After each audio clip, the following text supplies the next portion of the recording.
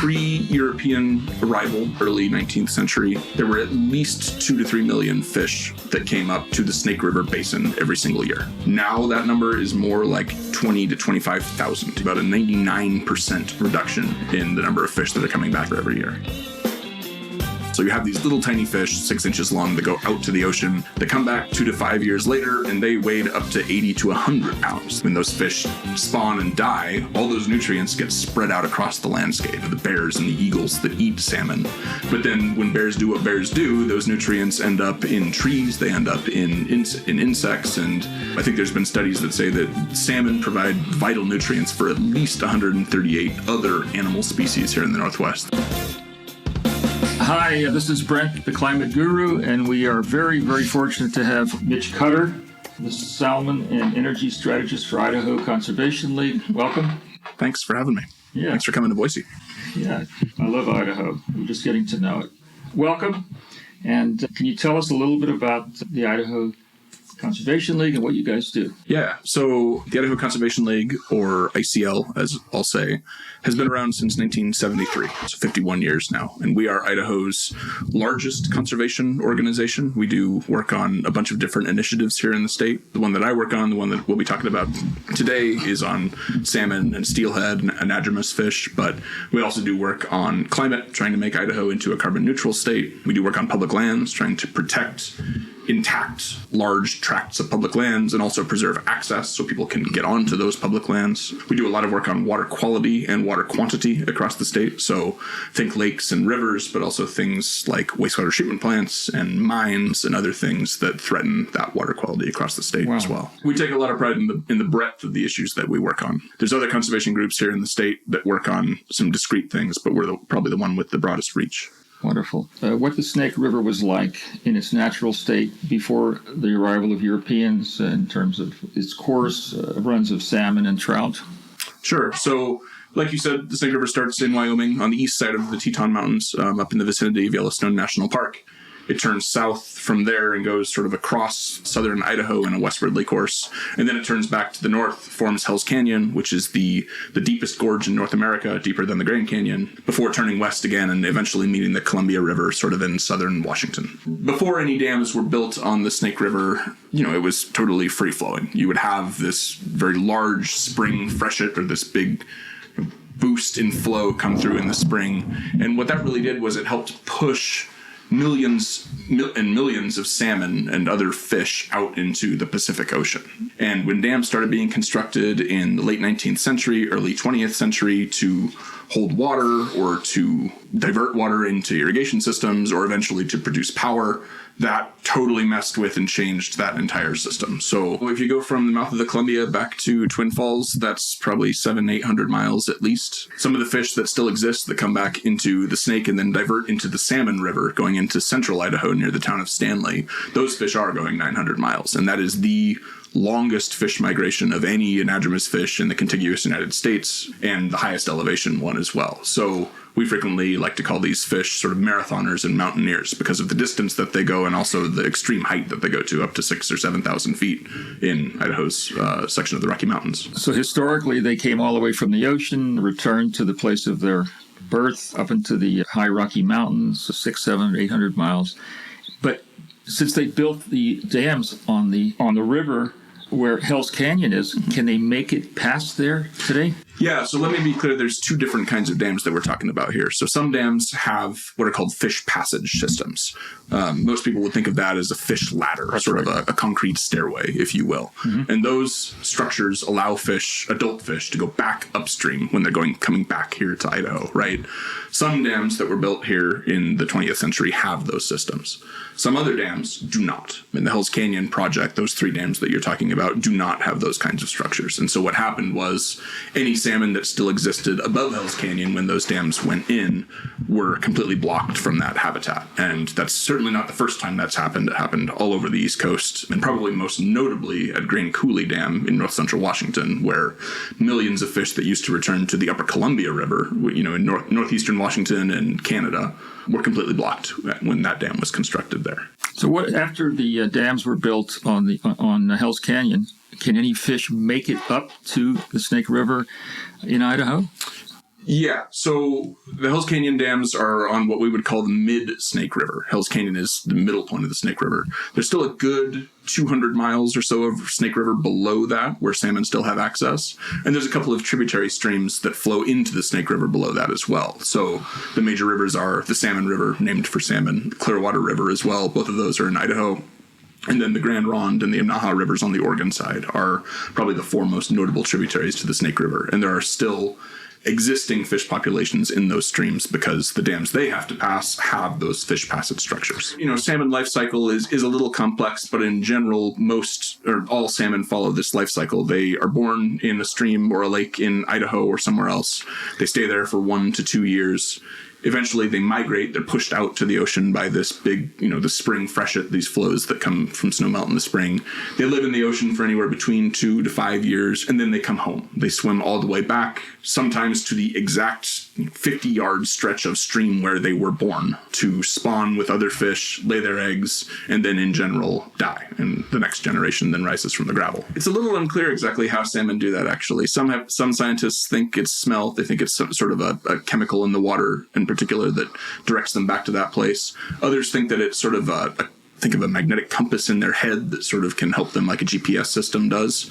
I'm not inclined to think either way. I think that's sort of one of those mysteries that we can just sort of leave be and just sort of appreciate the magic of it.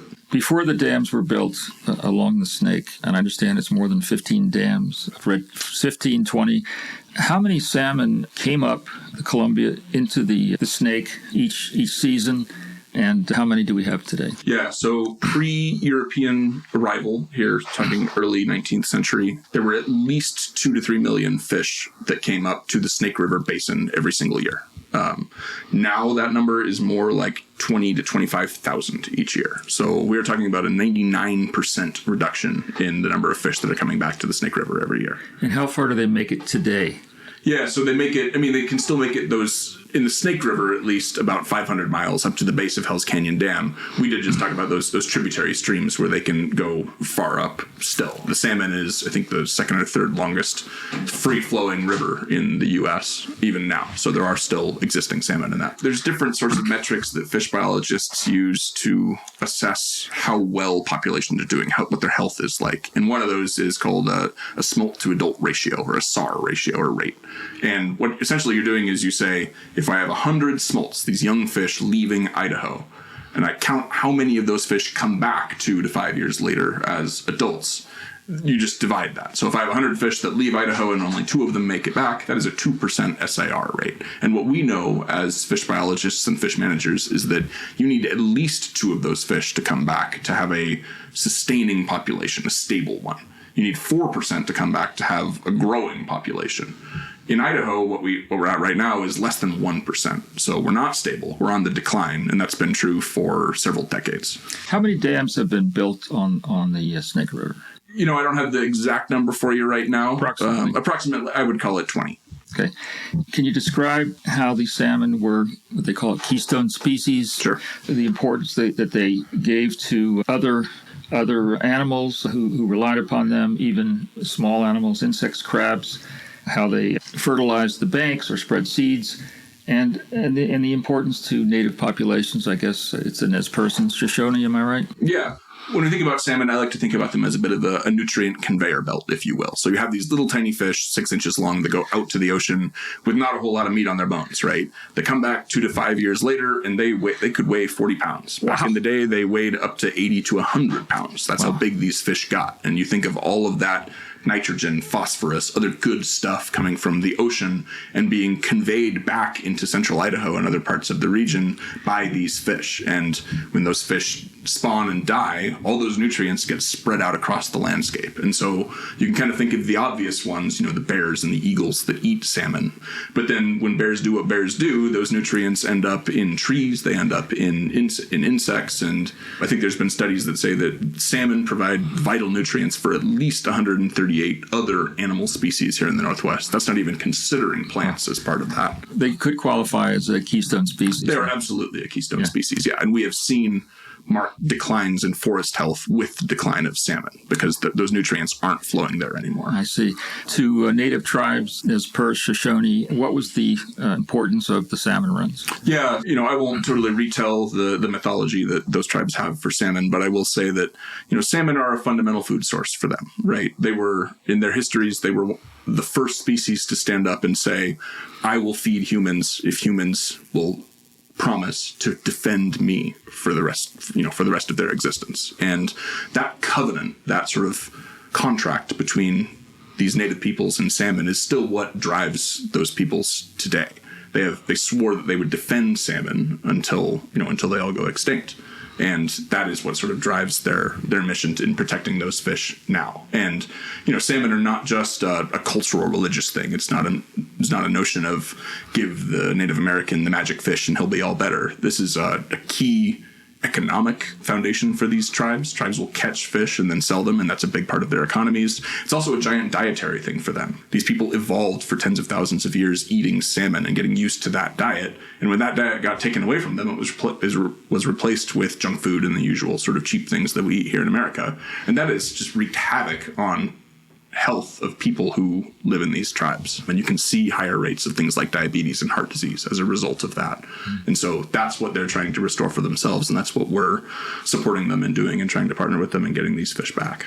So I understand that there's been efforts over the last several years to try to restore salmon in the lower Snake. Billions of dollars been spent, perhaps unsuccessfully.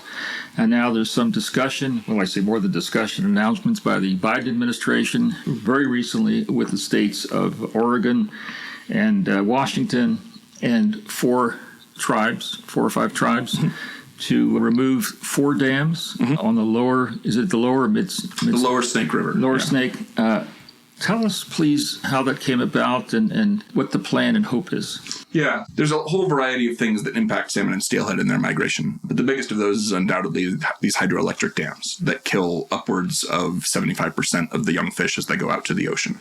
Right when these dams were built, people knew that they would probably cause the extinction of these species. That was a consequence that they knew was going to come. And when those fish were listed under the Endangered Species Act, there was a requirement to save those fish from those impacts. And these dams, have a known impact on salmon and steelhead populations. And after trying a whole host of other things, whether it be habitat restoration or building hatcheries or controlling how much harvest on these fish happens, none of that has worked to actually create restoration for these salmon. There's been an interest for decades in restoring snake. And when did the discussion begin for removal of the 4 lower dams? The discussion really began, right when the dams were put in, basically. But even before they were put in, people were saying that was a bad idea. These dams were constructed between 1955 and 1973, where these 4 dams were put in. It's been a discussion for a long time. I think more seriously, it's been a discussion for about the last 20 years or so. The Clinton administration was the last one that really put some serious thought into how you could reach these dams. And then really more recently, this conversation jump-started again with Congressman Mike Simpson, who is a conservative Idaho Republican from Idaho's 2nd District. He represents much of Boise. He announced in 2021 a proposal to breach these 4 dams on the lower Snake River, but also to provide billions of dollars of infrastructure funding to replace everything that those dams do. And the concerns, of course, are hydroelectric energy generation, reservoirs, water for cities and farms. Yeah, and the other 2 I would toss on there are transportation. These dams create a navigational waterway all the way back to Lewiston, Idaho, making Lewiston into Idaho's only seaport, as they like to claim, and also recreation. Putting these big flat water reservoirs into the river just kind of allows a different sort of recreation than a free-flowing river would allow. So our member of Congress, Simpson, what happened after his announcement? Where did it go? Congressman Simpson put out his legislative proposal and sort of looked around the region for other co-sponsors. And he got a couple. Congressman Earl Blumenauer from Portland was probably the most notable of them. But he also got a lot of silence and a lot of Democrats saying, we don't totally trust what you're doing here. We kind of want to do our own homework. And that's when Senator Patty Murray and Governor Jay Inslee from Washington State stepped in and sort of had their own process. They did their own homework, kind of went through a lot of the effort that Simpson did and came away with a similar conclusion. We do need to breach these dams to save these fish populations, and all of their services are replaceable, and that's going to require a federal-state partnership to make that happen. And over the last couple of years, Washington State has gotten very involved in planning for how to do that replacement. And Washington, as a state, has been also more involved in this federal effort with the Biden administration to sort of pave the way for dam breaching and for service replacement. So it's called the Columbia Basin Restoration Initiative. Yep. And there's been a big announcement by Biden very recently, and a lot of money, I think, has been promised by the federal government, Washington and Oregon. The tribes are on board. But I understand that an act of Congress is going to be required to breach the dams. Am I right? Yeah, so these dams are federal dams in that they were federally authorized by Congress to be constructed back in the 1950s. And the theory of legal change is that to breach them, you need to deauthorize those dams by a similar act of legislation. And our hope, and I think everybody's hope, is that that legislation comes about the next couple of years to sort of create dam breaching 8 to 10 years from now, and that's also attached to a lot of infrastructure funding, like Congressman Simpson proposed, to build some of these replacement services that will be needed to replace what those dams do. So what is your hope, having talked to folks that are involved in this process? I know there's a meeting of the Northwest Energy Coalition. What's your feeling about where it goes from here? The project goes from here, and what will be needed besides congressional approval to make it happen for the Columbia Basin Restoration Initiative, CBRI, they call it? Yeah. What I think is needed, where I think we're at, is the administration is on a good pathway. The administration knows what must be done to save these fish, and they have sort of the right bones of the skeleton of what it looks like to replace what services these dams provide. What we really need is a warm reception for that idea in Congress when it comes about. And that's what our work as an organization is now, and that's what Northwest Energy Coalition is working on as well, is making sure that members of Congress here in the Northwest understand what's trying to be done, understand that we are earnest in truly wanting to replace every service these dams provide and leave no one behind, while also restoring these fish. We have a system of winners and losers now. Salmon are losing, tribes are losing, anybody who's dependent on salmon is losing, and people who rely on the dams for power generation or transportation or irrigation are winners. They have what they want. And what we're envisioning is a future where everybody gets what they want, where all those people are still taken care of. They have reliable, affordable energy, transportation, irrigation, and we also have abundant salmon and steelhead coming back into Idaho to feed our economies and ecosystems with what we need. And that's the future that we're trying to envision. We were just in Congress about a month ago with a group of high school and college youth, including some tribal youth, actually, some of our youth salmon protectors organization that ICL helps to facilitate. And we met with all different kinds of staff and congressional members about this. I think there's a lot of support for abundant salmon, and I think there's still a lot of questions about, well, how do you replace that energy? How do you replace that transportation? And so that's what we're working on, is how do we get those detailed answers to those Congress people? How do they know, how can they have confidence that this is all going to work? I think that the science is there. Everybody understands that dam breaching will be a huge benefit and the only thing that will save these salmon and steelhead. If things go well, as you hope, what would be the timeline, optimistically, for this process, for approval, for funding, for local and federal agencies to get on board? Yeah. Our goal is to have legislation introduced and passed by Congress and the White House in the next 3 years, before 2026. That's our goal. That can always get moved. And when that happens, we would like dam breaching. We need dam breaching to happen in the next 8 to 10 years. So before 2032, we'll say. 2034, we'll say, really. Sorry, bad math. That is what fish biologists tell us the fish need. We have about 1 to 2 generations of Chinook salmon left before their populations are at just so low of a level that there's no hope of actually recovering them. And so that's 8 to 10 years. The Chinook generation is about 4 or 5 years. After dam breaching, when that happens, those generations matter still, right? Because when you have better survival in migration, you have more fish coming back 5 or 6 years later when they're coming back from the ocean. And that's when you see those results happen. Those fish lay more eggs, more fish go out, more fish come back, and you just sort of pile on the results on each other year after year after year. But it's going to take a good, 10 to 20 years before you really start to see the most promising results and the real, the results that matter. Year over year increases in populations instead of year over year decreases. So I think, we have a long record now of different dam removal projects and restoration projects that have gone very well and gone a lot faster than anybody thought they would. When they first started removing dams, they thought that it would take 10 years for this river to truly really come back in a real ecosystem function in 10 years to see any more salmon than there had been before. When they removed 2 dams on the Elwha River on the Olympic Peninsula in Washington, they saw steelhead there the next year, where steelhead had not lived in more than a century. Wow. The river totally restored itself with some help. You have to do plantings and other things like that to sort of stabilize everything within a few years. And there's another site in Washington where Condit Dam used to be on the White Salmon River, where you can't even tell a dam used to be there. That dam was removed back in 2012, I believe. So if you give the river a chance to do what rivers do and flow, it will restore itself. And that's what we're also going to see on the Klamath River in Southern Oregon and Northern California here over the next couple of years. They're actively breaching dams there right now. And so in real time, we're going to see how fast this process can occur. Wonderful. How did you, on a personal note, how did you get interested in these issues of conservation, of rivers? What did you study in school, and how did you get involved in the Idaho Conservation League? Yeah. So I grew up in Central Oregon in the Northwest, and I feel like just growing up in the Northwest, everybody sort of has an awareness of salmon and dams as a big issue, like I said, because this issue has been going on for so long.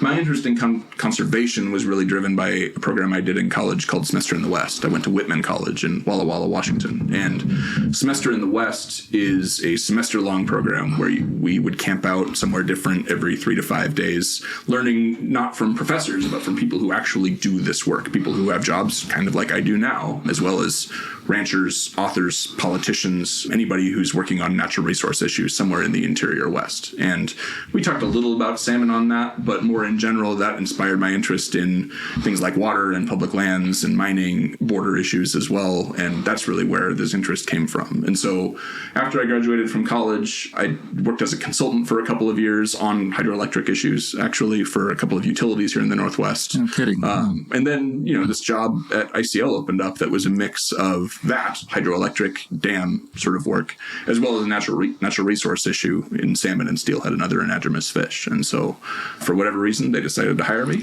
And here we are about 5 years later. Wonderful. Looks like you're going to be jumping between 3 states and Washington, D.C. in your lobbying efforts. And Mitch Cutter, it's been really enlightening to speak to you and learn all about this and the hopes of you and other dedicated folks to restore these salmon runs. Thanks very much. My pleasure. Climate Guru signing out. Thank you.